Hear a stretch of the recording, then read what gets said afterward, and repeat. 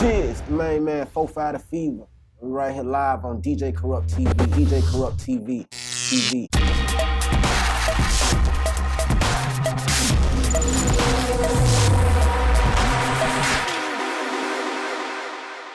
What's up, ladies and gentlemen? Back in your face, DJ Corrupt TV. Tonight, I'm in the building with Bankhead's own Feva the Feva is here with me. What's up, Feva? What's up, Corrupt? Yes, sir. How you doing, bro? Man, I'm feeling pretty good today, man. Yes, sir. So tell me about Bankhead. Tell me about growing up in Bankhead. First of all, say what's up to the people. Hey, man, what's going on? We right here live on Corrupt TV. But it was growing up on Bankhead, man. It was a struggle. Yeah. You know what I'm saying? It's a struggle that a lot of people don't really know. You know what I'm saying? Coming out of poverty or whatever. I'm from Dogwood Apartments. That's right there by the Blue Flame Strip Club. Right. That's right behind the Blue Flame Strip Club. So, you know, just seeing the hate, the jealousy, and, you know, the success, man. That's really what it's about. But just seeing the love that I get from my own hood, man, it's pretty good. Can't complain. Yeah? Yeah. Hood's fucking with you? Yeah, man, they loving it. You know, they loving my singles. I had dropped a single a while back called I Bet She, and it was doing real good in the hood. And they said they was, you know, vouching for the single or whatnot. So, you know. So that's like that. So was that some of your motivation to come? Because you dropped a lot of freaking mixtapes, bro. Yeah. So what was like, you know what I'm saying? Like, what made you, like, what helped you to keep going? Really the motivation of failure. You know, Wow. I kept failing so much to where it just pushed me and made me who I am today. Like, if you keep failing, you keep falling down, you're gonna get up. You know, it's like I just kept failing to the point that where I just didn't want to fail no more. Tell me about it, bro. So I think that's just my success story, just failing, just being a failure, just hurting, you know, wanting to be something.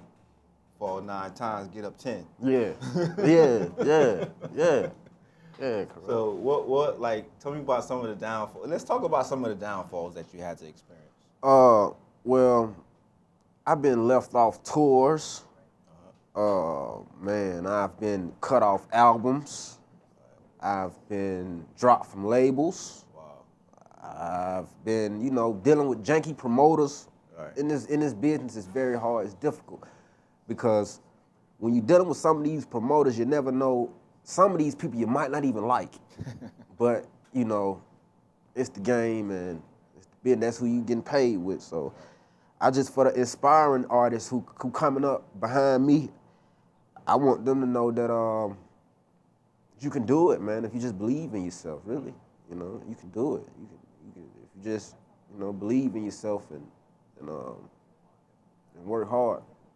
So aside from the you know, some of the minor setbacks, you seem to be, you know what I'm saying, like getting back strong, like getting up strong and working with a lot of strong, like great names like Young Jeezy. Yeah. You know, how did you connect with Jeezy? Where did you meet up with him at? I linked with Jeezy out in Buckhead. We was out in a parking lot, and I had parked my car right beside his one night. You not knowing it? Not knowing it. Wow.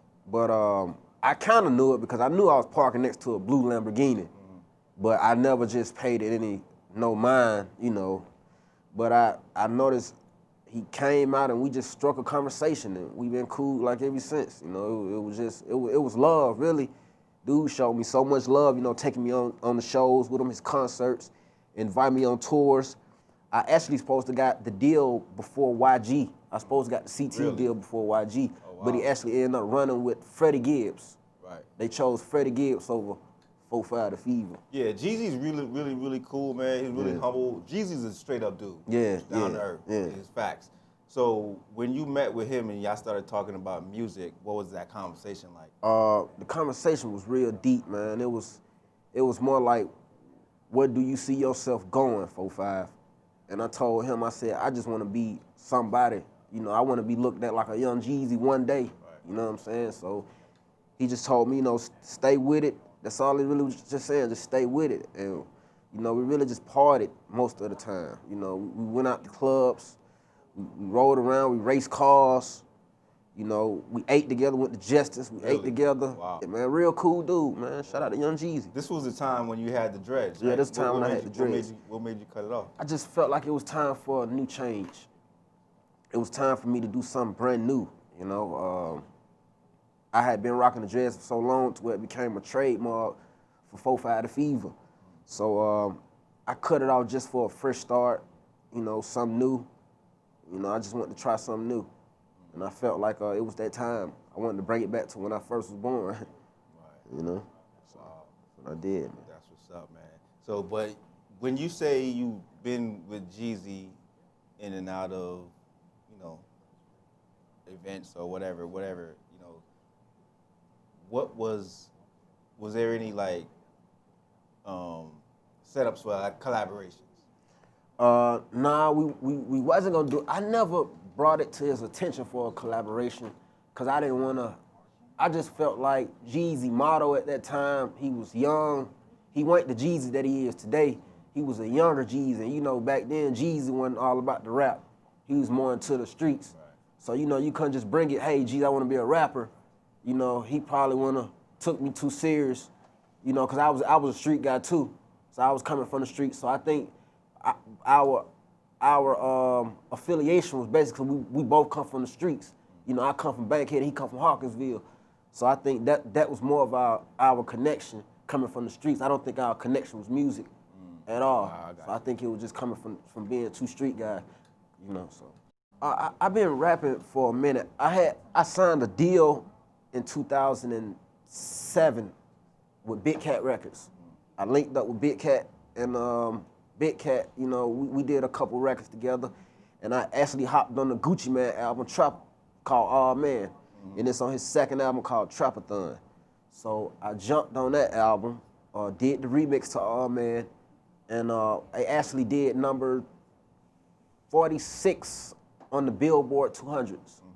So the album did number 46 on the Billboard Hot 200s. And, the deal with Big Cat didn't go too good because business affiliation, just business, the way I handle my business, the way he handle his business, we two different type of business people, and that's just how it went down. I went my ways and Big Cat went his ways. So who was handling the business for you? Who was speaking for you? Who made the connections? I always made the connections for myself. I always been a CEO. I always been a boss of my own. Like I always been my own manager, my own producer. At one time I had to be my own DJ. I always been